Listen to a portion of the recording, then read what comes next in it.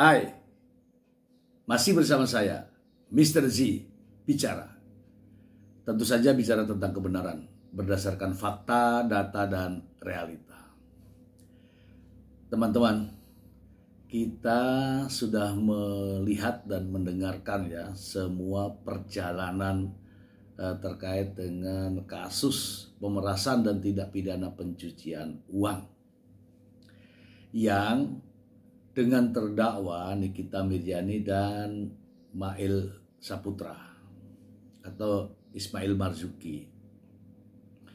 Teman-teman sudah melihat begitu banyak drama, begitu banyak pernak-pernik dalam proses persidangan. Saya ingin berpesan kepada teman-teman semua ya, karena begitu banyak argumentasi, narasi, opini di berbagai media. Teman-teman, ini pesan saya ya. Belajarlah hukum dari sumber yang tepat agar agar kita semua nantinya tidak tersesat ya. Karena apa? Begitu banyak narasi yang dibangun tetapi tanpa ada landasannya, tanpa ada dasarnya. Hanya semata-mata karena ada tendensi ya, ada tendensi. Banyak ya, seperti ini bukan tindak pidana, seperti ini adalah perdata, ini adalah kesepakatan, ini endorse, ini perjanjian dan sebagainya. Itu semua menyesatkan. Hati-hati, belajarlah hukum pada sumber yang jelas ya, yang tidak memiliki tendensi apa-apa ya. Ya, salah satu contoh ya, saya masih belajar pada Prof. Emran, kepada Bang Leon, kepada Bu Nona, kepada Bang Maksi, kepada Bang Randy Lau, kemudian kepada Bang Nasib ya. Ada juga Bu Joki ya kan, ada yang banyak lagi ya di yang selalu berdiskusi di room saya. Inilah ya sumber-sumber ilmu ya yang jelas, yang tidak menyesatkan itu ya, agar kita tidak tersesat gitu kira-kira. Dan ke depan ini ya, sehari lagi kita akan mendengarkan duplik dari penasihat hukum dan juga terdakwa. Sebelumnya saya ingin sampaikan kepada teman-teman bahwa setelah perjalanan sidang ini ya, sidang ini kan mulai dari beberapa bulan yang lalu ya, dengan agenda pembukaan sidang, oke. Kemudian ada pembacaan dakwaan, oke. Kemudian adanya eksepsi, ya kan? Karena eksepsinya ditolak, maka masuklah pada perkara pokok. Apa itu perkara pokok? Yaitu pembuktian di muka persidangan yang nantinya mendapatkan fakta-fakta persidangan. Kan begitu ya? Ada hadirnya pelapor, ada hadirnya saksi, ada ahli, kemudian ada alat bukti, kemudian juga terdakwa juga diberikan kesempatan untuk membuktikan dengan menghadirkan saksi, menghadirkan ahli, semua sudah dilakukan ya kan. Kemudian pada akhirnya jaksa penuntut umum mengajukan tuntutannya. Nah, terhadap tuntutan jaksa yaitu 11 tahun penjara dan denda 2 miliar rupiah, subsidiar 6 bulan kurungan. Ini dibantah atau dilawan ya dengan pledoi. Nah, teman-teman juga mungkin sudah melihat bagaimana isi pledoi dari penasihat hukum terdakwa maupun terdakwa. Nampaknya ya isi pledoi dari penasihat hukum terdakwa maupun terdakwa tidak ya tidak membantah dakwaan atau tuntutan dari jaksa penuntut umum. Ya seperti kita dengar sendiri, kita lihat sendiri bagaimana pledoi itu disampaikan di depan persidangan. Ya sepertinya tidak membantah ya, kalaulah dakwaannya itu atau tuntutannya itu di sini, pledoinya itu di sini. Jadi tidak ketemu. Yang ini adalah pemerasan dan tindak pidana pencucian uang, yang di sini adalah kesepakatan. Ya akhirnya nggak ketemu. Dan pada akhirnya kemarin ya beberapa hari yang lalu jaksa pun memberikan tanggapan, yaitu jawaban atas pledoi yang kita tahu namanya adalah replik. Dari replik jaksa penuntut umum kemarin justru justru terkuak semua ya, dari awal hingga akhir. Ya, mulai dari percakapan antara Dr. O dengan Samira, kemudian Dr. Samira dengan Nikita Mirzani, dan seterusnya pada akhirnya ada Dr. O dengan Reza Gladys. Pada akhirnya menyerahkan nomor telepon Mail kepada Dr. Reza Gladys, kemudian ditanya sudah hubungi Mail belum, dan seterusnya. Kemudian bagaimana peran terdakwa Nikita Mirzani menanyakan kepada Dr. O, kemudian mendekte kepada Ismail terkait penerimaan uang dan seterusnya. Semua diungkapkan ya dalam replik tersebut. Begitu banyak hal-hal yang tadinya kita tidak tahu menjadi tahu ya teman-teman ya. Kemudian bagaimana jaksa penuntut umum ya menegur secara halus ya kepada penasihat hukum dan juga terdakwa agar lebih banyak belajar lagi tentang hukum, mendapatkan referensi hukum sehingga tidak salah tafsir ya, sehingga tidak salah mengkonstruksikan hukum. Dan saya rasa ini benar ya, ini benar karena ada beberapa pemaknaan yang berbeda ya menurut saya. Ya ketika pemerasan ini diungkapkan oleh penasihat hukumnya menjadi sebuah kesepakatan. Ini begitu banyak lah ya. Makanya di awal saya mengatakan kepada teman-teman semua agar belajar hukum kepada orang yang tepat agar kita tidak tersesat. Begitu ya teman-teman ya. Mungkin teman-teman juga melihat ya secara langsung, nonton bareng ya, bahkan ngikuti bagaimana perkembangan dari persidangan ini. Saya pribadi menyempatkan diri ya untuk menonton ya dengan seksama, karena ini menjadi tontonan publik yang begitu luas, maka saya menyempatkan diri untuk menonton. Hampir semua sidangnya saya tonton. Dan setelah itu saya mengabarkan kepada teman-teman semua berdasarkan fakta-fakta yang saya lihat, yang saya dengar ya, yang saya menanyakan kepada para ahli-ahli hukum. Bukan pendapat saya sendiri. Ya, ada Prof. Imran, ada Bang Leonardus Sinaga ya, Sagala, kemudian ada Bang Maksi Karepu, kemudian ada Bu Noni, kemudian ada Bu Joki, kemudian ada Bang Rendilo, kemudian ada Bang Nasib, dan beberapa penasihat hukum atau pengacara yang bergabung di komal-komal saya pure ya menanyakan. Ada juga beberapa orang yang menurutnya adalah ahli hukum masuk di komal saya, kemudian ngobrol bersama saya, tetapi ketika narasi dan pembahasannya tidak masuk di akal saya, ya saya nggak pakai.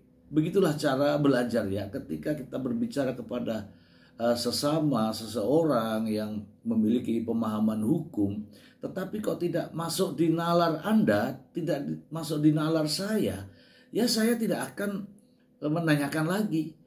Begitulah faktanya, karena di media sosial ini begitu banyak orang yang katanya ahli-ahli hukum, pakar-pakar hukum, tetapi pernyataannya nampaknya ya tidak benar dan bahkan cenderung menyesatkan. Itu realita di media sosial ya teman-teman ya. Saya pesan saja kepada teman-teman untuk pandai-pandai mencari teman, pandai-pandai mendengarkan percakapan ya. Jangan hanya ditelan. Kalau Anda tidak tahu, tanyakan lagi, tanyakan lagi. Tanyakan kepada orang-orang lain yang lebih tahu. Jangan sampai Anda tersesat ya, mendukung seseorang dengan membabi buta tetapi dasarnya tidak ada. Ini masalah di kemudian hari ini ya. Jadikanlah pikiran kita ini menjadi sehat, hati kita jadi bersih ya. Banyak yang mengungkapkan hal-hal yang justru menyesatkan. Saya ingin teman-teman menyimak obrolan-obrolan hukum dengan ahli-ahli hukum, dengan praktisi-praktisi hukum yang mumpuni, yang memiliki nilai manfaat, bukan ngomong kesana kemari tetapi tidak ada dasarnya, tidak ada landasannya dan penuh tendensi. Itu sih, mari kita simak. Nah, jadi ketika perkara ini sudah kemudian diperiksa di tahap penyelidikan dan penyidikan, lalu kemudian ada gelar perkara di sana. Hasil dari gelar perkara itu kan merekomendasikan untuk ini diperiksa karena memang ada unsur tindak pidananya, lalu kemudian diuji. Ya sejauh ini kan kita lihat alat-alat bukti yang bersifat digital forensik itu kan nggak terbantahkan per hari ini. Memang susah dibantahkan. Bagaimana caranya membantahkan itu? Nah, susah. Memang nggak ada lagi cara untuk membantahkan digital forensik itu karena memang itu sesuatu yang tingkat akurasinya itu 99% lah ya. Iya. 99%. Memang ini pendekatan yang memang teknik pembuktian yang digunakan secara universal di dunia ini. Dan sekarang memang ini menjadi teknik pembuktian modern dan diterapkan juga di peradilan pidana Indonesia. Saya kira itu. Iya, bahkan nih Prof ya, ini kan kalau profesor nggak nonton, kalau nonton sih saya nambahi aja. Bahkan sampai kesaksian meskipun yang tidak dalam kasus ini itu pun diungkapkan, seperti contoh transferan dari Sheila Soggia, transferan dari Richard Lee, kemudian upaya terhadap Deviena atau siapa namanya itu juga diungkapkan Prof dalam replik tadi. Oke, itu juga yang disebut sebagai indirect evidence, bukti petunjuk. Artinya dia tidak punya relasi secara langsung dengan perkara yang diperiksa hari ini. Tapi itu tujuannya itu untuk mengkonstruksi keyakinan hakim bahwa ini peristiwa ini sebenarnya sebelumnya itu sudah ada peristiwa-peristiwa sebelumnya yang mencocoki peristiwa ini, yang sama persis dengan peristiwa yang sedang diperiksa hari ini. Jadi sebenarnya itu merupakan strategi dari JPU untuk kemudian membuktikan bahwa perbuatan ini memang tindak pidana perbuatan ini memang konkret ada gitu loh. Nah, cuman hanya baru hari inilah ada orang yang kemudian memberanikan diri untuk kemudian melaporkan. Iya. Jadi sebenarnya itu. Jadi kalau kita baca modus operandinya itu, kalau kita menyembunyikan atau menyamarkan harta kekayaan itu kan sudah dirumuskan tuh dalam beberapa gitu kan. Salah satunya itu dua diantaranya itu mentransfer atau membelanjakan. Jadi nggak perlu ada semacam cara-cara yang rumit untuk menyamarkan itu. Yang penting sudah ada transferannya, udah cukup. Iya. Yang penting sudah ada pembelian, ada harta kekayaan yang diperoleh, nih, uang yang diperoleh dengan jalan dengan cara yang tidak benar. Lalu kemudian uang itu digunakan dengan cara membelanjakan sesuatu, ya itu udah cukup tuh. Karena unsurnya begitu bunyinya. Bukan berarti dengan transaksi yang rumit dan sebagainya. Saya kira nggak begitu kali. Saya kira nggak begitu. Tapi kemarin itu coba diterjemahkan bahwa harus ada semacam upaya untuk menyamarkan ini dengan cara-cara yang dia coba memanipulasi atau dia merekayasa ya, Ya, rekayasa tahapan. lalu lintas uang itu. Saya kira menurut saya sih nggak begitu. Karena kalau kita pakai pendekatan gramatikal aja, sebenarnya cukup dengan mentransfer. Pertama, yang kedua, hasil kejahatan itu uang yang diperoleh dari hasil tindak pidana itu kemudian dibelanjakan terhadap sesuatu barang. Ya itu cukuplah sampai di situ. Jadi sebenarnya kalau misalkan menggunakan pendekatan yang tadi artinya secara gramatikal itu, ya berarti menstrianya maupun perbuatannya atau seriusnya ya sudah terpenuhi dua-duanya. Jadi kedua pasal itu yang dituntut secara kumulatif itu ya menurut saya sih sudah terpenuhi, sudah terbukti. Jadi yang terendahnya mungkin 9 tahun lah. Oh, 9 tahun ini ras Terendahnya. mancing-mancing terus sih. Bang Zi, Bang Ya, Zi sama Bang Emram terus gimana tuh uang yang 600 juta tuh? Kok nggak di ini ya? Kok nggak diungkap ya Bang? Yang 600 juta kan belum ada tuh. Ya itu kan pembayaran ganti rugi itu, lalu itu nanti kan ada semacam subsidiaritasnya kan, kalau misalkan dia nggak mengembalikan berarti ada kurungan ya. Nah, ada pidana tambahan kan, berapa tahun kemarin ya Pak Sri? 6 eh, 6 bulan. Iya, Nah, teman-teman, perjalanan sidang ya mulai dari awal hingga saat ini eh, berjalan ya meskipun lancar tapi banyak ini apa ya intrik-intrik ya. Mulai dari sebelumnya juga ya, mulai sebelum sidang pun sudah begitu banyak ramai di berbagai media ya. Begitu memasuki proses persidangan, kemudian dibuka oleh oleh hakim, kemudian jaksa penuntut umum membacakan dakwaannya, kemudian adanya eksepsi dari penasihat hukumnya, kemudian juga ada dari terdakwa sendiri, kemudian setelah eksepsi ada ini ya, ada keputusan yaitu namanya putusan sela sehingga sidang dilanjutkan ya. Kemudian masuklah pada perkara pokok yaitu pembuktian. Setelah pembuktian selesai, meskipun diwarnai dengan berbagai macam sikap dan perilaku terdakwa, pada akhirnya jaksa melakukan penuntutan. Nah, setelah penuntutan ya 11 tahun, kemudian denda 2 miliar rupiah dan subsidiar 6 bulan, pihak dari terdakwa melakukan pledoi. Ya, pledoinya Anda sudah bisa melihat ya bagaimana isinya. Kemudian selanjutnya adalah hak daripada jaksa penuntut umum untuk memberikan tanggapan atau jawaban. Ya, tanggapan dan jawaban ataupun bantahan dari jaksa penuntut umum kemarin kita sudah melihat ya. Begitu terpesona ya saya ya. Dan sampai saya ternganga-nganga gitu ya, menceritakan semua hal terkait dengan kronologi kejadian ini. Dan besok itu adalah duplik ya, kesempatan terakhir bagi terdakwa maupun penasihat hukumnya untuk memberikan argumentasi hukum ya. Janganlah ya, saya berharap jangan lagi ada argumentasi liar ya. Argumentasinya harus argumentasi hukum, ada dasarnya, ada faktanya, ada datanya. Itu yang namanya argumentasi hukum. Tidak asal ngomong, tidak asal jeplak, tetapi tidak memiliki dasar, ya kan? Ya enggak? Contohnya begini, ya penasihat hukumnya mengatakan bahwa alat bukti atau barang bukti yang diperoleh terkait dengan percakapan, alat bukti elektronik itu tidak sah katanya. Tidak sah dan turunannya tidak sah katanya.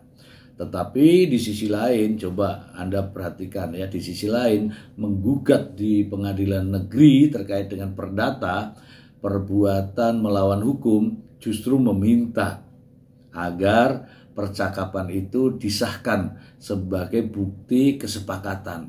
Ini kan kontradiktif ya. Ya, contohnya itu saja ya, masih banyak contoh yang lain mungkin teman-teman juga sudah tahu. Itu saja dari saya ya, Mr. Z bicara ya, tidak pernah bosan-bosan saya mengingatkan. Carilah sumber ilmu yang tepat ya. Yang tepat, jangan sampai tersesat. Saya yakin kok mereka-mereka yang mendengarkan ilmu-ilmu yang tidak tepat, ilmu hukum yang tidak tepat, pasti tersesat. Itu saja dari saya. Semoga bermanfaat. Terima kasih. Bye.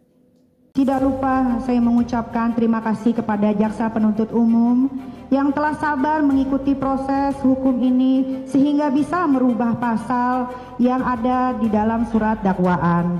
Yang awalnya pada proses penyidikan di Polda Metro Jaya pasal 368 KUHP dan pasal 27A Undang-Undang ITE tentang pemerasan dan pencemaran nama baik. Namun dalam persidangan ini dirubah Jaksa Penuntut Umum menjadi pasal 369 ayat 1 KUHP dan pasal 27B ayat 2 junto pasal 5A 10 huruf A.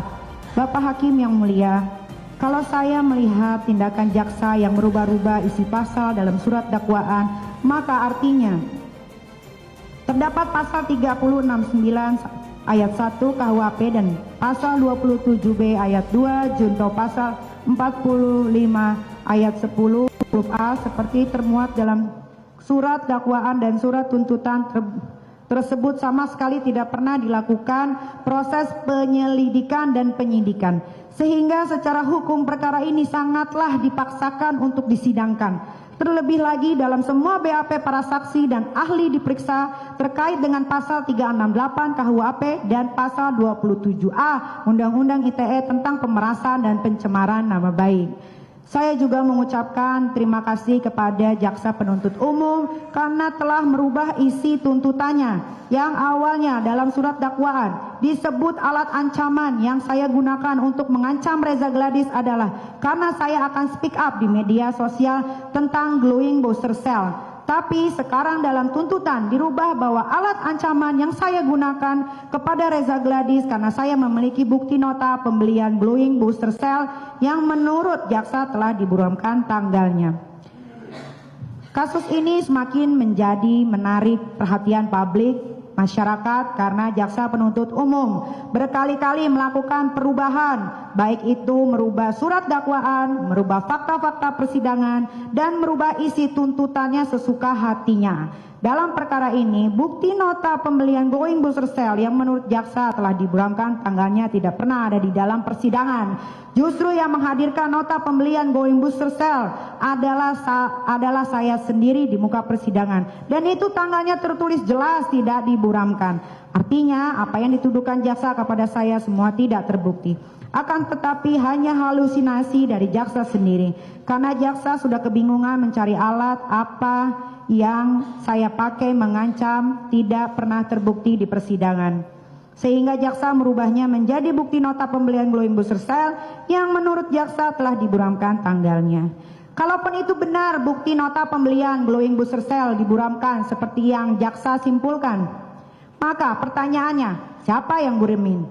Sementara saya mendapatkan itu dari saksi Yosi yang di muka persidangan ini telah memberikan keterangan yang jelas dan tegas bahwa foto nota pembelian glowing booster cell itu saksi Yosi yang kirimkan ke saya. Artinya bukan saya pelakunya karena foto gambar tersebut merupakan foto gambar yang saya teruskan ke Mai lalu Mai teruskan ke Reza. Itu pun saya tidak mengetahui kalau diteruskan ke Reza. Jaksa Penuntut Umum sudah kehabisan akal. Jaksa tidak menggunakan otaknya untuk berpikir. Apabila produk glowing booster cell tersebut tidak dijual lagi sejak awal tahun 2024 oleh Reza Gladys seperti yang disebutkan jaksa dalam surat tuntutannya, maka logikanya kenapa Reza Gladys merasa ketakutan dengan postingan repostan yang saya lakukan pada bulan Oktober 2024? Kalau orang yang otaknya sehat semestinya jika produk glowing booster cell tidak dijual lagi sejak tahun 2024, Reza Gladys tidak perlu merasa takut. Karena hal itu tidak benar. Kenapa Reza Gladys merasa takut dengan sesuatu yang tidak benar dilakukannya? Bahwa dalam persidangan ini terungkap fakta-fakta glowing booster cell yang diperjualbelikan oleh Reza Gladys adalah milik orang lain, yaitu